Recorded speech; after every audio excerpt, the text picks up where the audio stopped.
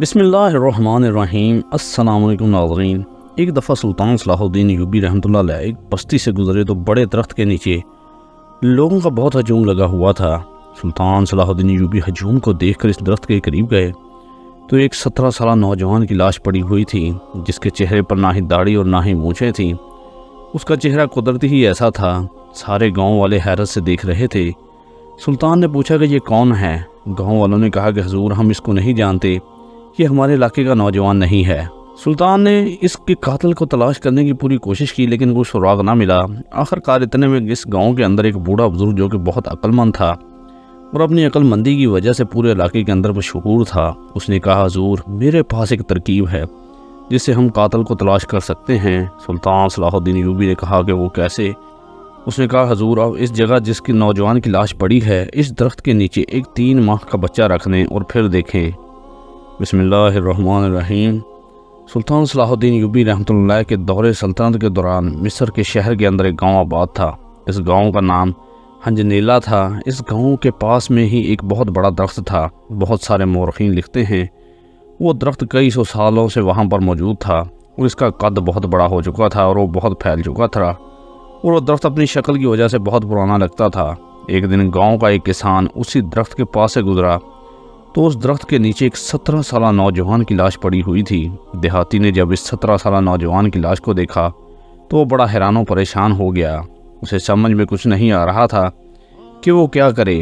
پہلے اس نے سوچا کہ میں یہاں سے دوڑ لگا دوں کہ اگر کسی نے مجھے دیکھ لیا تو شاید وہ مجھے ہی قاتل سمجھے۔ پھر اس نے سوچا کہ مسلمان ہونے کے ناطے جا کر دیکھا تو جائے کہ آخر یہ ہے کون اور کہاں سے آیا ہے۔ جب اس نے درخت کے نیچے قریب جا کر دیکھا تو 17 سالہ نوجوان، جس کے منہ پر نہ ہی مونچھیں اور نہ ہی داڑھی تھی، خوبصورت حسین و جمیل نوجوان عورتوں کی صفت والا مردہ ہو چکا تھا۔ وہ اس وقت دوڑتا ہوا گاؤں کے سردار کے پاس گیا اور اسے کہا حضور، ہمارے گاؤں کے پاس بڑے درخت کے نیچے ایک 17 سالہ نوجوان کی لاش پڑی ہوئی ہے اور نوجوان ہماری بستی کا نہیں لگتا۔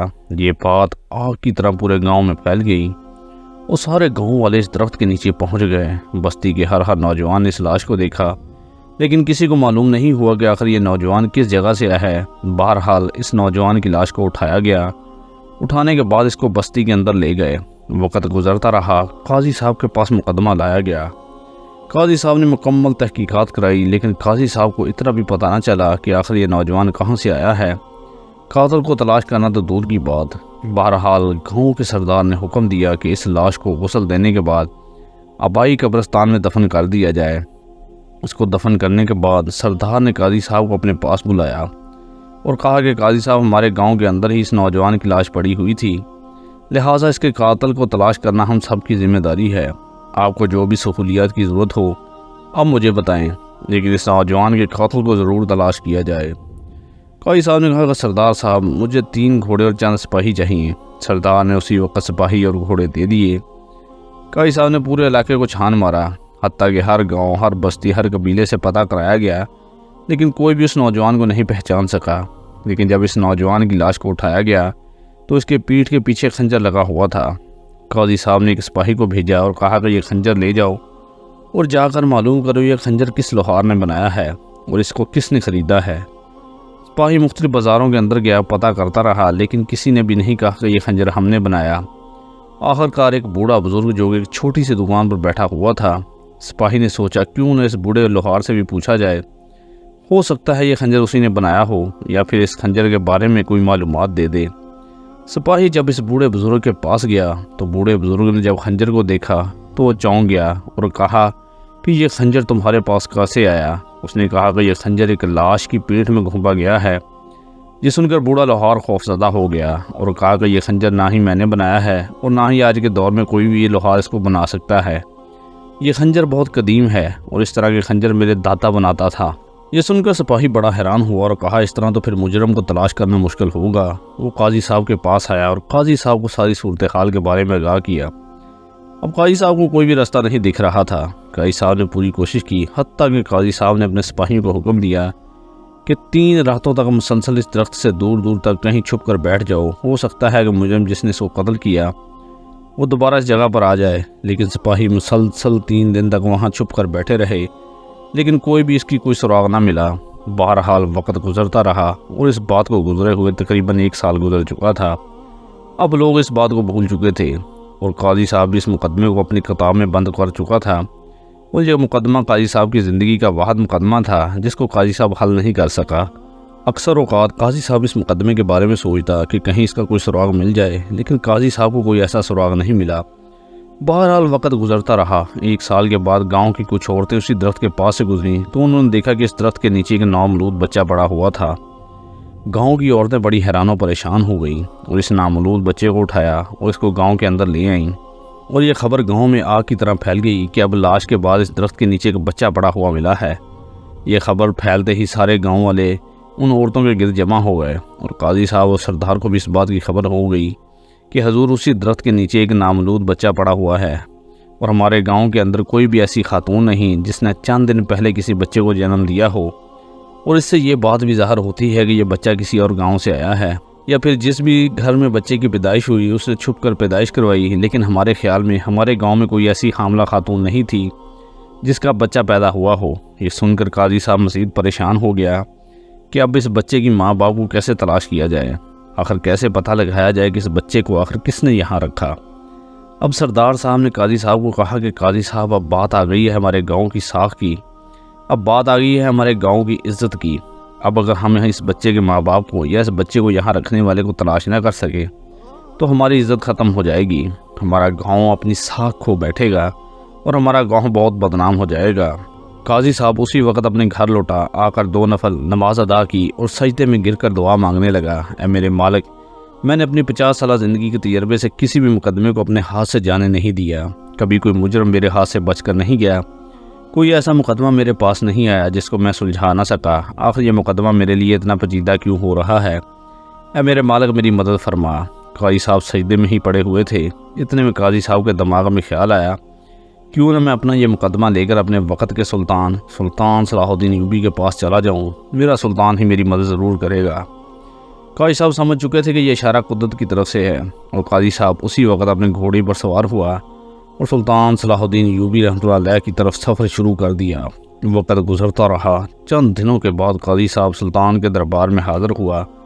وقت کے قاضی کو سلطان کی عدالت میں دیکھ کر سارے ہی سپاہی حیران ہوئے، اور جب سلطان صلاح الدین ایوبی کو خبر ملی تو سلطان نے قاضی صاحب کو اپنے پاس بلایا اور کہا، قاضی صاحب، آخر ایسی کون سی مشکل نے آپ کو آن گھیرا کہ آپ کو میری عدالت میں اس عمر میں اتنا سفر کر کے آن پڑا؟ قاضی صاحب نے سلطان صلاح الدین ایوبی کو شروع سے لے کر آخر تک مکمل تفصیل سے داستان سنائی اور بتایا کہ کس طرح ایک 17 سالہ نوجوان کی لاش پڑی ہوئی تھی جس کے پیٹھ میں خنجر گھونپا گیا تھا، لیکن پوری کوشش کرنے کے باوجود اس کے قاتل کو تلاش نہ کر سکا، اور پھر 1 سال کے بعد اسی درخت کے نیچے ایک نامولود بچہ پڑا ہوا تھا اور اب اس بچے کے ماں باپ کو تلاش نہ کر سکا۔ یہ سن کر سلطان صلاح الدین ایوبی نے کہا کہ قاضی صاحب آپ پریشان نہ ہو، میں ہی آپ کے مقدمے کو حل کروں گا۔ سلطان نے قاضی صاحب کو ہمت دلائی اور قاضی صاحب اور سلطان صلاح الدین ایوبی ایک کمرے کے اندر بیٹھ کر آپس میں گفتگو کر رہے تھے کہ کس طرح اس مقدمے کو سلجھایا جائے۔ سلطان کا ایک خاص ملازم تھا جو کہ عمر رسیدہ تھا، جو کہ سلطان کے کمرے کی صفائی کیا کرتا تھا۔ جب قاضی صاحب کے ساتھ سلطان مشاورت کر رہے تھے اور یہ سارے معاملات طے ہو رہے تھے تو اتنے میں اس بوڑھے بزرگ نے کہا کہ حضور، میرے پاس ایک ترکیب ہے جس سے ہم قاتل کو تلاش کر سکتے ہیں۔ سلطان نے کہا کہ بابا جی وہ کیسے؟ بوڑھا بزرگ ہچکچانے لگا، کیونکہ ایک بوڑھا ملازم ہو کر سلطان کے سامنے اتنی بڑی تجویز دینا اوقات سے باہر تھا۔ لیکن سلطان صلاح الدین ایوبی نے کہا کہ تم کھل کر بتاؤ کیا کہنا چاہتے ہو۔ اس سے کہا کہ حضور، اب قاضی صاحب کو حکم دے کہ قاضی صاحب اپنے گاؤں کے کسی ایک کنیز کو نامولود بچہ دے اور اسے کہے کہ اس بچے کو لے کر اس کے پاس جتنے بھی گاؤں ہیں ان کے اندر لے جائے اور ہر گاؤں کے ہر گھر میں اس بچے کو پھرائے، اور اس بچے کو جو بھی خاتون لے، جو اس کو اپنی گود میں لے، آپ اس کو پکڑ کر اس سے تفتیش کریں، آپ کو اپنا قتل مل جائے گا۔ یہ بات تھوڑی پیچیدہ تھی، لیکن سلطان صلاح الدین ایوبی کو یہ بات پسند آ گئی۔ سلطان صلاح الدین ایوبی نے قاضی صاحب کو حکم دیا اور کہا، قاضی صاحب آپ چلے جائیں اور جا کر بابا جی کی ترکیب پر عمل کریں۔ قاضی صاحب گھوڑی پر روانہ ہوئے اور چند دنوں کے بعد جب اس گاؤں میں پہنچے تو اس نامولود بچے کو ایک کنیز کے حوالے کر دیا، اور قاضی صاحب نے حکم دیا اس بچے کو ہر گاؤں، ہر قصبے اور ہر قبیلے میں جاؤ، اور جو بھی خاتون تم سے یہ بچہ لے کر اس سے پیار کرے یا اس کو کچھ کھلائے پلائے تو تم سیدھا میرے پاس آ جانا، مجھے اس کے بارے میں بتانا۔ وہ کنیز بچے کو لے کر گھومتی رہی۔ چند دنوں بعد وہ کنیز ایک قبیلے سے گزری۔ وہ ایک چھوٹا سا قبیلہ تھا، اس کے اندر کو 10-15 خیمے لگے ہوئے تھے۔ اس قبیلے پر ایک بوڑھا بزرگ سرداری کرتا تھا۔ جب وہ کنیز قبیلے کے اندر پہنچی تو ایک خاتون جو کہ قبیلے کی باقی خواتین کے ساتھ کام کر رہی تھی، اس نے جیسے ہی کنیز کے ہاتھ میں ایک بچہ دیکھا تو وہ قریب آنے لگی، اور جب اس نے قریب آ کر بچے کو دیکھا تو وہ بے قابو ہو گئی اور اس نے جذبات میں آ کر کنیز سے وہ بچہ لے لیا۔ کنیز حیران و پریشان ہو گئی کہ ایک نومولود بچے کو آخر یہ عورت اتنا پیار کیوں کر رہی ہے۔ وہ عورت اسی وقت سلطان صلاح الدین ایوبی کے اسی قاضی کے پاس آئی اور آ کر بتایا کہ حضور فلاں قبیلے کے اندر ایک خاتون نے مجھ سے بچہ لیا اور اس سے پیار کرنے لگی۔ قاضی صاحب گاؤں کے سردار اپنے چند سپاہیوں اور گاؤں کے چند بوڑھے بزرگوں کو ساتھ لے کر اسی قبیلے کے اندر پہنچ گیا۔ قبیلے کے سردار نے قاضی صاحب کا استقبال کیا اور آنے کی وجہ پوچھی تو قاضی صاحب نے کہا کہ آپ فلاں خاتون کو خیمے کے اندر بلائیں۔ سردار کے حکم پر سپاہی گئے اور اس خاتون کو پکڑ کر لائے۔ قاضی صاحب نے پہلا سوال کیا ہے خاتون کیا تم اس بچے کو جانتی ہو؟ اس نے کہا کہ میں نہیں جانتی۔ پھر قاضی صاحب نے کہا کہ بتاؤ کیا تم نے اس دن اس کنیز سے یہ بچہ لے کر تم نے اس کو اتنا پیار کیوں کیا؟ آخر اس کے پیچھے کیا وجہ ہے؟ اس خاتون نے کہا کہ اگر آپ مجھے قتل بھی کر دیں تو میں اس کی وجہ نہیں بتاؤں گی۔ یہ سن کر قاضی صاحب نے حکم دیا کہ تمہیں یہ سب کچھ بتانا ہوگا۔ اس خاتون نے کہا کہ میں نہیں بتاؤں گی۔ اتنے میں قبیلے کے سردار نے کہا کہ اس عورت کو جا کر زندان میں بند کر دو اور اس وقت تک بند رکھو جب تک یہ کچھ نہ بتائے۔ اس عورت کو زندان میں بند کر دیا گیا لیکن پھر بھی اس نے کچھ نہ بتایا۔ اب قاضی صاحب نے حکم دیا کہ اگر یہ عورت نہیں بتا رہی تو اس بچے کی گردن اڑا دو۔ جیسے ہی اس نے یہ خبر سنی تو عورت نے کہا کہ میں یہ سب کچھ بتانے کے لیے تیار ہوں، آپ اس بچے کو ایک خراش بھی نہیں بچانا۔ سارے لوگ حیران ہو گئے کہ آخر یہ عورت اتنا سب کچھ کرنے کے باوجود کچھ نہیں بول رہی تھی، اور جب اس بچے کی بات آئی تو یہ سب کچھ بول پڑی۔ آخر یہ بچہ اس کا کیا لگتا ہے؟ اور حیرانی کی بات تو یہ تھی کہ وہ لڑکی ابھی تک کنواری تھی اور اس کی کسی کے ساتھ شادی نہیں ہوئی تھی۔ جو اتنے میں اس نے کہا حضور یہ میرا بیٹا ہے۔ یہ سن کر قبیلے کا سردار غصے میں اٹھا اور کہا کہ تم یہ کیا کہہ رہی ہو؟ تم ابھی کنواری ہو، اور یہ تیرا بچہ کیسے ہو گیا؟ اس نے کہا کہ حضور میں سب کچھ سچ سچ بتانے کے لیے تیار ہوں، لیکن آپ مجھ سے وعدہ کریں کہ آپ میرے ساتھ انصاف کریں گے۔ قاضی صاحب اور قبیلے کے سردار نے اس سے وعدہ کیا اور اس خاتون نے سب کچھ بتانا شروع کر دیا۔ اس نے کہا کہ حضور قبیلے کے اندر اپنے بھائی کے ساتھ رہتے ہوں۔ میرا بھائی جیسا کہ سردار جانتے ہیں وہ تجارت کے سلسلے میں اکثر اوقات باہر رہتا ہے۔ میرا بھائی بہت بڑا تاجر ہے۔ اس نے میری خدمت اور میرے ساتھ رہنے کے لیے ایک ملازمہ کو میرے ساتھ رکھ لیا اور کہا کہ یہ تمہارے ساتھ ہی رہے گی اور تمہارے کاموں میں تمہارے ہاتھ بٹائے گی۔ حضور وہ ملازمہ تقریباً 3 سال تک میری ساتھ رہی۔ ایک دن اس ملازمہ نے کہا کہ میں اپنے ماں باپ سے ملنے کے لیے جانا چاہتی ہوں۔ میں نے اس کو اجازت دے دی۔ وہ 1 مہینے کے بعد واپس لوٹی اور وہ بہت پریشان تھی۔ میں نے اس سے کہا کہ آپ اتنی پریشان کیوں ہو؟ اس نے کہا کہ میرے ماں باپ اس دنیا سے چلے گئے اور میری ایک بہن ہے جو اکیلی رہ رہی ہے۔ اگر میں نہ جاتی تو وہ بہن بھی شاید خودکشی کر لیتی۔ اگر آپ اجازت دیں تو میں اس کو اپنے ساتھ رکھ لوں۔ میں نے اس کو کہا ہاں رکھ لو۔ وہ میری ہی عمر کی لگ رہی تھی۔ میں نے ساتھ میں کھانا کھایا۔ میری ملازمہ اپنے چھوٹے سے بنے ہوئے خیمے میں چلی گئی، لیکن میں نے ملازمہ کو کہا کہ تم اپنی بہن کو میرے ساتھ ہی سونے دو۔ اس نے کہا نہیں کہ یہ میرے ساتھ سوئے گی، لیکن میں نے اس کو مجبور کر دیا کہ تم اپنی بہن کو میرے ساتھ سلاؤ۔ اب اس کی بہن میرے ساتھ سو گئی اور جیسے ہی آدھی رات کا وقت ہوا تو مجھے محسوس ہوا کہ جس کو میں اپنی ملازمہ کی بہن سمجھ رہی تھی وہ ایک 17 سالہ نوجوان تھا جس کے چہرے پر نہ ہی داڑھی اور نہ ہی مونچھیں تھیں۔ اس نے نقاب کیا ہوا تھا تو وہ ایک حسین و جمیل لڑکی لگ رہی تھی۔ حضور اس خوبصورت نوجوان کو دیکھ کر میں بہت ڈر گئی، لیکن میں نے اپنی پوری کوشش کی کہ میں اپنی عزت بچا لوں، لیکن اس نوجوان نے میرے ساتھ زبردستی کی اور وہ بھی خود پر قابو نہ رکھ سکا۔ اس نے مجھے داغدار کر دیا۔ میں جانتی تھی کہ میں حاملہ ہو جاؤں گی، لہٰذا میں نے اسی وقت جب وہ میرے ساتھ زنا کر کے وہاں سے جانے لگا تو میں نے پیچھے سے اس پر وار کر دیا اور خنجر اس کی پینٹ میں گھونپ دیا اور وہ وہیں گر کر مر گیا۔ میں نے اسی وقت اس کے نقاب میں لپیٹا اور اپنے گھوڑے پر لاد کر میں نکل پڑی۔ میں نے دیکھا کہ گاؤں کے پاس ایک بہت بڑا درخت ہے۔ میں نے سوچا اس درخت کے قریب یہاں اس کو چھوڑ دیتی ہوں، لوگوں کا مجھ پر شک نہیں ہوگا، اور یہ سب کام میں نے رات کے اندھیرے میں کر دیا۔ میری ملازمہ میرے پاس آئی تو میں نے اس کو کہا کہ میں نے تیرے بھائی کو قتل کر دیا جس کو تم نے دھوکے سے میرے پاس اپنی بہن بنا کر لائی تھی۔ اگر تم نے کسی کے آگے میرا نام لیا تو میں قبیلے کے سردار کو تیری ساری حقیقت بتا دوں گی، اس کے ساتھ ساتھ میں بھی مروں گی اور تم بھی مرو گی۔ ملازمہ نے میرے دباؤ میں آ کر خاموشی اختیار کر لی۔ میں نے اس کو 1000 سونے کے سکے دے کر وہاں سے بھیج دیا اور وہ کسی دوسرے گاؤں چلی گئی۔ حضور 1 ماہ بعد مجھے پتہ چل گیا اس نوجوان کی وجہ سے میں حاملہ ہو گئی۔ وقت گزرتا رہا اور جب اس بچے کی پیدائش ہوئی تو میں جانتی تھی کہ اگر قبیلے کو سردار کو پتہ چل گیا تو مجھے سنسار کر دے گا۔